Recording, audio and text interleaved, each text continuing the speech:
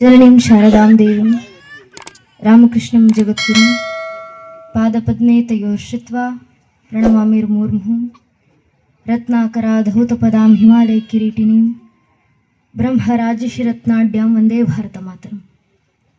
ಕ್ಷೇತ್ರದ ಗ್ರಾಮದೇವರ ಪಾದರವಿಂದಗಳಲ್ಲಿ ಶರಣಾಗತಿಯನ್ನು ಬಿಡ್ತಾ, ಕ್ಷೇತ್ರದ ದೇವದೇವರುಗಳ ಗುರುವರೆಣ್ಯರ ಪಾದರವಿಂದಗಳಲ್ಲಿ ಶರಣಾಗತಿಯನ್ನು ಕೋರ್ತಾ, ಹೆಚ್ಚಿನ ದೇಶಭಕ್ತ ಬಾಂಧವರಿಗೆ, ಮಾತಾ ಭಗಿನಿಯರಿಗೆ, ಅಕ್ಕ ಅಣ್ಣಂದಿರಿಗೆ, ಇಡೀ ಕಾರ್ಯಕ್ರಮದಲ್ಲಿ ನಮಗೆ ಸಹಕಾರ ನೀಡ್ತಾ ಇರುವಂಥ ಆರಕ್ಷಕ ಬಂಧುಗಳಿಗೆ, ಪತ್ರಕರ್ತ ಬಾಂಧವರಿಗೆ ಹಾಗೂ ಎಲ್ಲ ಹಿರಿಕಿರಿಯರ ಪಾದಗಳಿಗೆ ನನ್ನ ಹಣೆಚ್ಚಿ ನಮಸ್ಕರಿಸ್ತೇನೆ.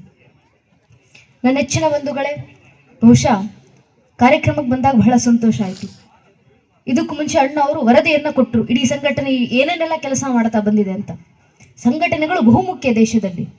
ಒಂದು ಸಂಘಟನೆ ಈ ರೀತಿ ಬಲಾಢ್ಯವಾಗಿ ಒಂದು ಗ್ರಾಮದಲ್ಲಿ ನೆಲೆ ನಿಂತಾಗ ಮಾತ್ರ ಇಡೀ ಗ್ರಾಮದಲ್ಲಿ ಒಂದು ರೀತಿಯ ಸಂಚಲನ, ಅದು ಧಾರ್ಮಿಕತೆಯಿಂದಿರಬಹುದು, ಅದು ಅಭಿವೃದ್ಧಿಯ ಪದದಿಂದಿರಬಹುದು, ಅದು ಶೈಕ್ಷಣಿಕವಾಗಿರ್ಬೋದು, ಅದು ಆರ್ಥಿಕವಾಗಿರ್ಬೋದು, ಎಲ್ಲ ರೀತಿಯಲ್ಲೂ ಇಡೀ ಗ್ರಾಮವನ್ನು ಸಂಘಟಿಸುವ ಮೂಲಕ ಇದು ನನ್ನ ಮಣ್ಣು, ಇದು ನನ್ನ ಭೂಮಿ, ಇದರ ರಕ್ಷಣೆಗೆ ನಾನೇ ಬರಬೇಕು ಅನ್ನೋದನ್ನ ತಾವು ಮಾತ್ರ ತಿಳಿಯದೆ ಇಡೀ ಊರಿನವರಿಗೆ ತತ್ವಶಃ ಅರ್ಥ ಮಾಡಿಸುವಂತ ಕೆಲಸವನ್ನ ಮಾಡಲಿಕ್ಕೆ ಇಂಥ ಒಂದೊಂದು ವಿಘ್ನೇಶ್ವರ ಸಂಘಟನೆಗಳು, ಮಿತ್ರ ಮಂಡಳಿಗಳು ಊರಿನಲ್ಲಿ ಆಗುವಂತಹ ಸೂಕ್ತವಾಗಿ ನೆರವೇರಿಸುತ್ತಿರುವಂತ ಸಂಘಟನೆಯವರ ಈ ಕಾರ್ಯ, ಈ ವಯಸ್ಸಿನಲ್ಲಿರುವಂತ ನಮ್ಮ ವಯಸ್ಸಿನ ಯುವಕ ಯುವತಿಯರು ನಮ್ಮ ಬೆಂಗಳೂರಿನಲ್ಲಂತ ನಗರಗಳಲ್ಲಿ ಬೆಂಗಳೂರು ಯಾಕೆ, ಇಲ್ಲಿನ ನಗರಗಳಲ್ಲಿ ನೋಡಿದ್ರು ಆಗತ್ತೆ.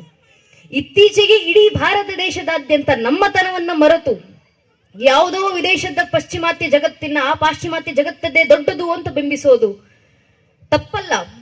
ಜಗತ್ತಿನ ಎಲ್ಲ ಪರಂಪರೆಯನ್ನು ಅರ್ಥ ಮಾಡ್ಕೊಳ್ಬೇಕು. ಆದ್ರೆ ನಮ್ಮತನವನ್ನ ನಾವು ಬಿಟ್ಟು ಹೋಗ್ತಿದ್ದೀವಲ್ಲ. ದಯಾನಂದ ಶಾಸ್ತ್ರಿಗಳವರ ಮಾತು, ಬ್ಯಾಕ್ ಟು ವೇದಾಸ್, ಮರಳಿ ಬನ್ನಿ ವೇದಗಳಿಗೆ, ನಿಮ್ಮ ಬುಡಗಳು ಎಲ್ಲಿದ್ದಾವೆ ಅದನ್ನೆಲ್ಲವನ್ನು ಅರ್ಥೈಸಿಕೊಂಡು ನಿಮ್ಮ ತನದಿಂದ ಜಗತ್ತನ್ನು ಬೆಳಗುವಂತ ಪ್ರಕ್ರಿಯೆಯಲ್ಲಿ ಇವತ್ತು ಹಿಂದೂಗಳು ನಿರತರಾಗುವಂತ ಅವಶ್ಯಕತೆ ಇದೆ. ಯುಗಾದಿಯನ್ನ ಆಚರಿಸ್ತೀವಿ, ಬಹಳ ಶುದ್ಧ ದಿನ. ಕ್ರೋಧಿನಾಮ ಸಂವತ್ಸರವನ್ನ ದಾಟಿ ಮುಗಿಸಿ ಈಗ ವಿಶ್ವಾಸ ಸಂವತ್ಸರಕ್ಕೆ ಈಗ ತಾನೇ ಕಾಲಿಟ್ಟಿದ್ದೀವಿ. ಇದೇ ದಿನದಂದು, ಚೈತ್ರ ಶುಕ್ಲ ಪ್ರತಿಪದದಂದು, ಒಂದು ಕಾಲದಲ್ಲಿ ಪುರಾಣಗಳನ್ನ ಬದಿಗಿಟ್ಟು ನೋಡಿದ್ರು ಕೂಡ ನಮ್ಮ ಪೂರ್ವಿಕರು ಇಟ್ಟಿರುವಂತ ನಂಬಿಕೆಗಳ ಆಧಾರದ ಮೇಲೆ ನೋಡಿದ್ರು ಜಗತ್ತಿನಲ್ಲೇ ಪ್ರಥಮ ಅವತಾರ ಶ್ರೀ ವಿಷ್ಣುವಿನ ಮತ್ಸ್ಯಾವತಾರವಾದದ್ದು ಇವತ್ತಿನ ದಿನವೇ ಅಂತ ಹೇಳ್ತಾರೆ. ಶ್ರೀರಾಮಚಂದ್ರನ ಪಟ್ಟಾಭಿಷಿಕ್ತರಾಗಿದ್ದು ಇದೇ ದಿನ. ಇದು ನಮ್ಮ ಇತಿಹಾಸದ ಪ್ರಕಾರ. ಯುಧಿಷ್ಠಿರನ ಪಟ್ಟಾಭಿಷಿಕ್ತರಾದದ್ದು ಇದೇ ದಿನ. ಯಾವ ದಿನದಂದು ಶ್ರೀರಾಮಚಂದ್ರರು ತಮ್ಮ ಇಡೀ ರಾಮರಾಜ್ಯವನ್ನ ಅಲಂಕರಿಸಲಿಕ್ಕೋಸ್ಕರ, ಇಡೀ ರಾಮಾಯಣದಲ್ಲಿ ನಾರದರು ಕೇಳ್ತಾರಲ್ಲ, ಆ ರಾಮರಾದರ್ಶ ನಮಗೆ ಇವತ್ತು ಬರಬೇಕಾಗಿದೆ.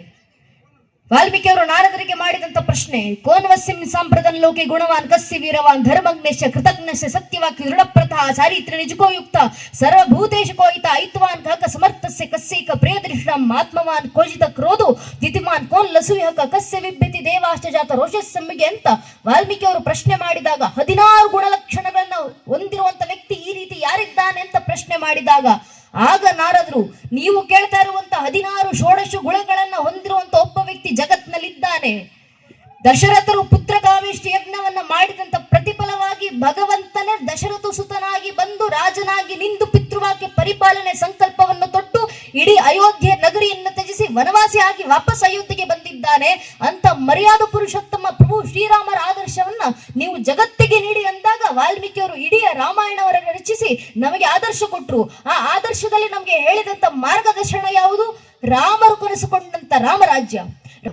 ಆ ರಾಮರಾಜ್ಯದ ಆದಿಗೆ ನಾವಿವತ್ತು ಸಂಕಲ್ಪವನ್ನು ತೊಟ್ಟು ಮುನ್ನುಡಿ ಓಡುವಂತ ಅವಶ್ಯಕತೆ ಯುಗದ ಆದಿಯಲ್ಲಿ ಆಗಬೇಕಾಗಿದೆ. ಯುಗಾದಿ ಅಂದ್ರೆ ಯುಗದ ಆದಿ ಶುರುವಾದದ್ದೇ ಇವತ್ತಿನ ದಿನ.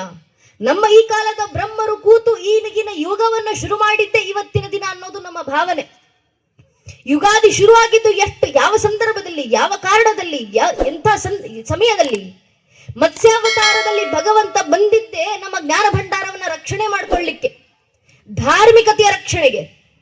ವೇದಗಳು ನಾಶವಾಗಿ ಹೋಗ್ತಿದೆ ಅಂತ ಬಂದಾಗ ಮನುವನ್ನು ಕರೆದುಕೊಂಡು ಹೋಗಿ ಸಪ್ತ ಋಷಿಗಳ ಜೊತೆಗೆ ಹೋಗಿ ಮತ್ಸ್ಯ